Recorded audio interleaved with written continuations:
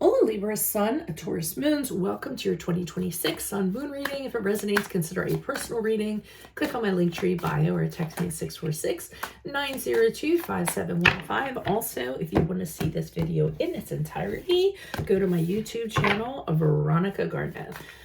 Otherwise, let's start talking about your traits. So, you guys don't tend to be as objective as other Libras are. You just have a tendency to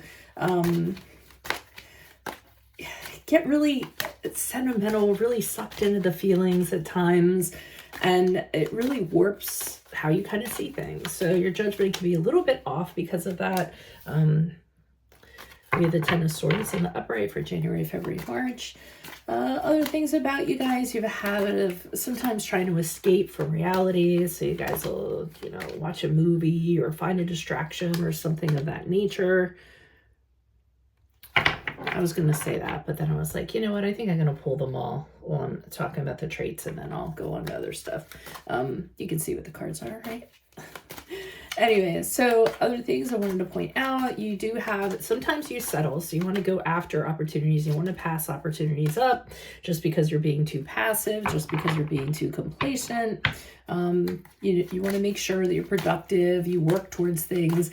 You have a tendency to really like comfortable things and lavish things, so sometimes, like I said, you can get a little complacent because of that, but luckily you have your Taurus, which is very hardworking, very tenacious, and has a lot of willpower.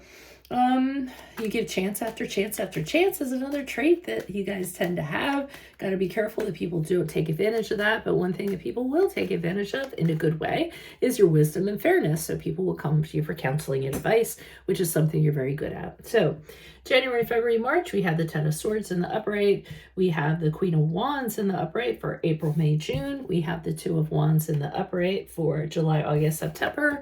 And we have the Judgment card in reverse for October, November, and December.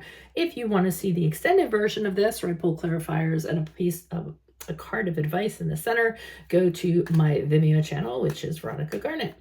So January, February, March, Ten of Swords in the upright. This is looking a little bit dark. It looks like there could be something happening in the beginning of the year. Typically, Ten of Swords is an ending to a cycle. It's a little bit grim. It's a little bit depressing, to be honest.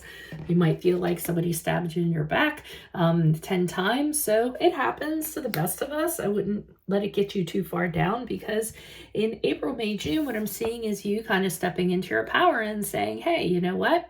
I'm going to weather this storm. I'm going to take this on as a challenge, and I'm going to show people how powerful I am and how I'm going to come out of it. So I feel in April, May, and June, whatever experience this was, you're using it to make you stronger. You're using it to make yourself more able to weather storms, so to speak. And we all know that everything is an experience. And the Two of Wands in reverse for July, August, and September. Here is where you're standing at this precipice between two things, or you're trying to figure out what you're going to do. Are you going to, it's sort of the fork in the road. The one stick or one wand that he has is to the back of him is the safe wand, is the comfortable wand, is what he's known.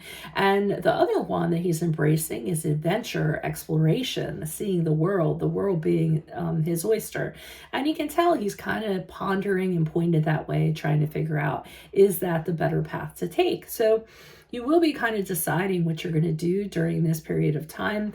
We did talk about you being at times a little bit complacent, a little bit passive. So maybe you're considering leaving your old ways behind and doing things differently and being a little more assertive, going out in the world and finding out what's out there for you. But again, this is just you fleshing things out, weighing things out, figuring out which way to go during this period of time. Now, I would be careful in October, November, December. We have the Judgment card in reverse.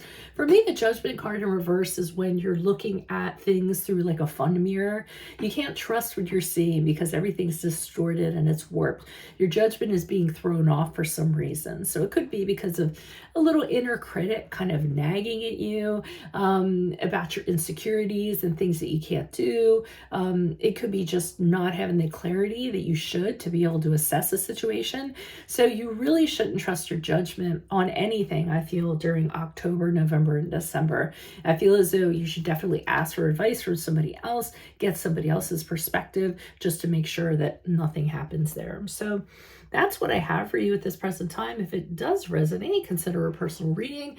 Again, just click on my Linktree bio, text me at 646-902-5715, but make sure you view the extended reading in my Vimeo channel, where I will pull clarifiers on all of these cards, in addition to a card of advice in the center. And if you have a sun moon reading you would like me to do, put your request in the comments and I will put you in queue. Otherwise, Libra Sun, Taurus Moons, I will see you in your Vimeo reading next. Adios from Veronica Garnett. Bye.